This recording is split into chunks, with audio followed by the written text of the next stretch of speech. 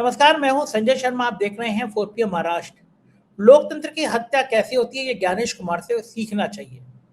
ऐसा बेशरम चुनाव आयोग आज से पहले देखा नहीं गया।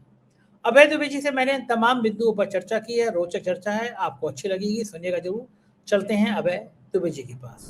अभय जी, चुनाव आयोग बिल्कुल गुस्से में। ज्ञानेश अंकल को बड़ा गुस्सा आ गया, एक लेटर वायरल हो गया। उस लेटर के बारे में कुछ लोग कह रहे हैं सही है, कुछ लोग कह रहे हैं गलत है, लेकिन चुनाव आयोग का एक अधिकारी सस्पेंड हो गया।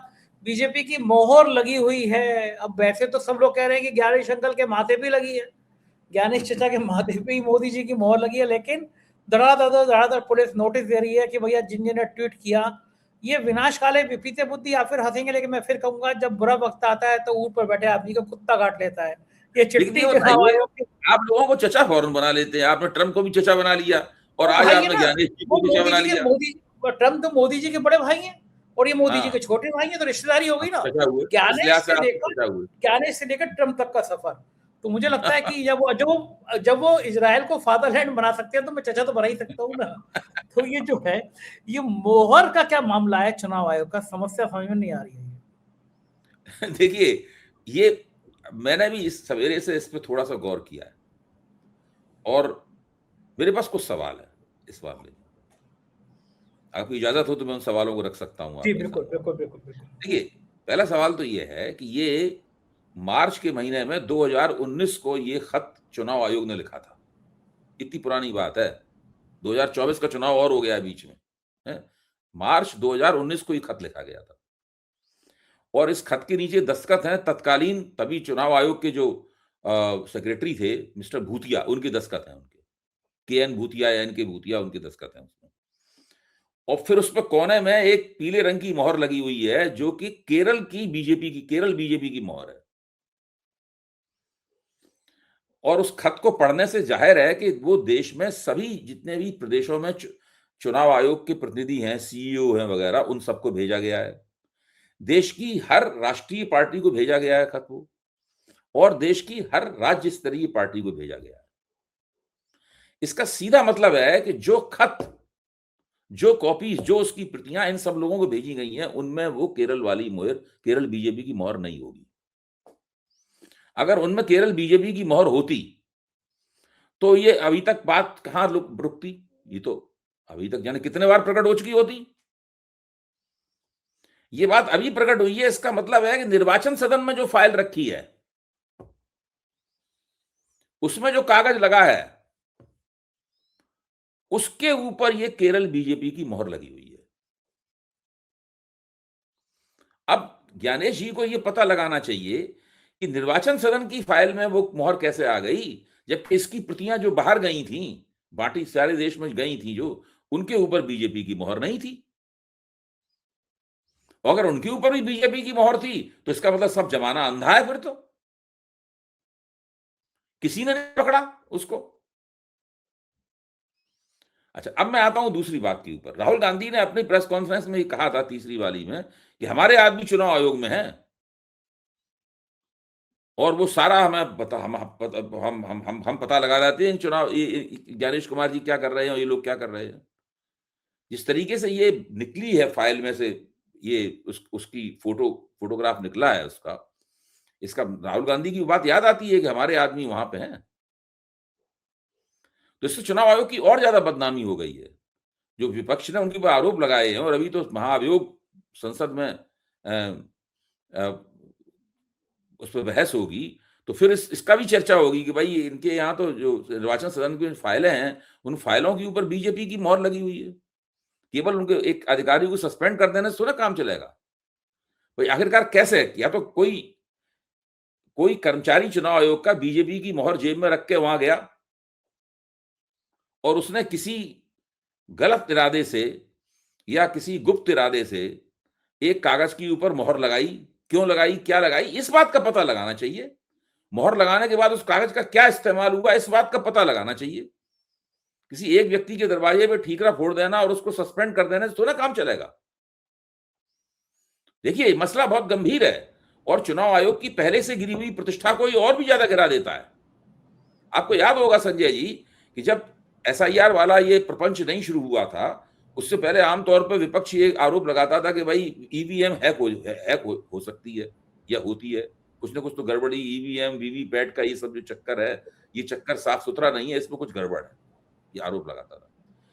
तो अक्सर चुनाव के दौरान जब मतदान होने को होता था, उससे कुछ पहले इस तरह की खबरें आती थी कि फलाने जगह की ईवीएम में कुछ गड़बड़ी हो गई है, उसमें जब भी कोई भी बटन दबाओ, वो बटन बीजेपी को वोट निकलता है। तो वहां के पीठासीन अधिकारी कहते थे कुछ उसमें तकनीकी गड़बड़ी हो गई, हम उसकी मरम्मत करा रहे हैं या ईवीएम बदल देंगे वगैरह, ये सब बातें होती थी। ऐसी अक्सर आती थी खबरें। इन खबरों में एक समानता थी, हिंदुस्तान के किसी भी कोने से आए, समानता ये थी कि जो ईवीएम में जो मेल फंक्शन था, जो गड़बड़ी थी, उसका लाभार्थी केवल एक ही पार्टी होती थी, बीजेपी।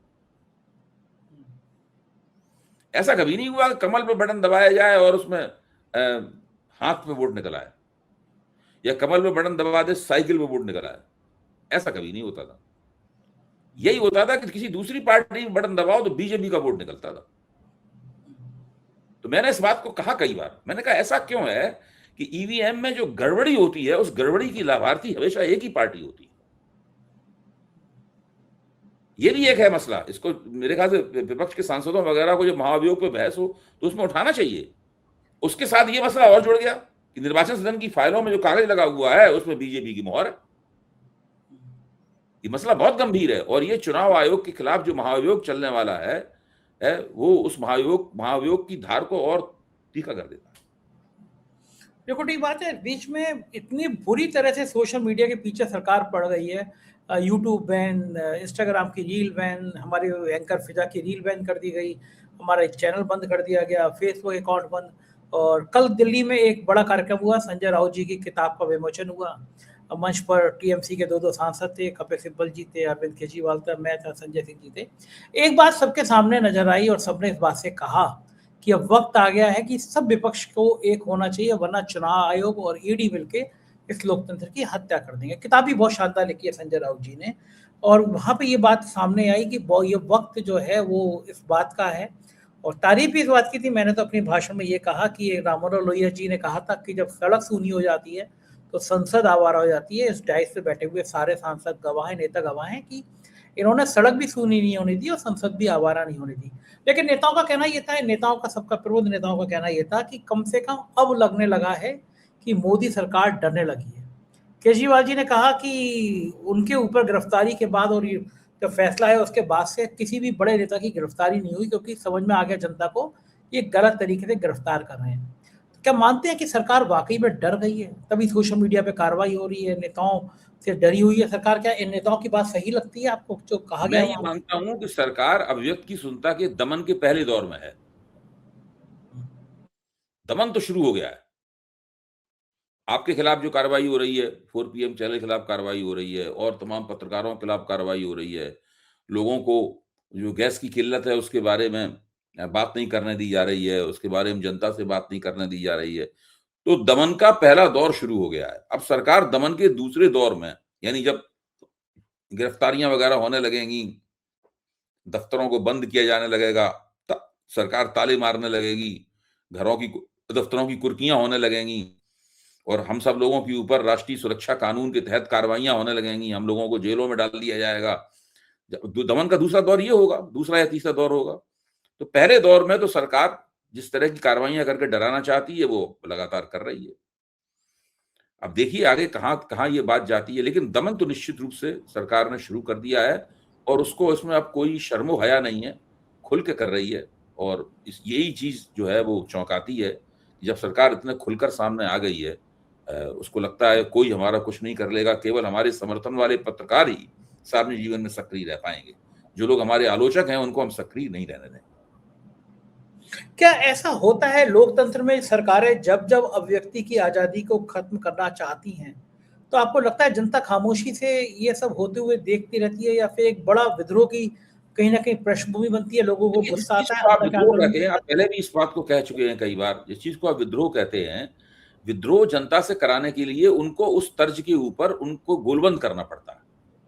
शांतिपूर्वक विद्रोह, गांधी जी की हाँ तरह। हाँ, वो शांतिपूर्वक ही सही, यानी सड़कों पे निकाला, आप ये कह रहे हैं सड़कों पे निकलें, लोग जुलूस निकालें, धरना दें, प्रदर्शन करें वगैरह, यही सब तो कह रहे हैं ना आप हैं।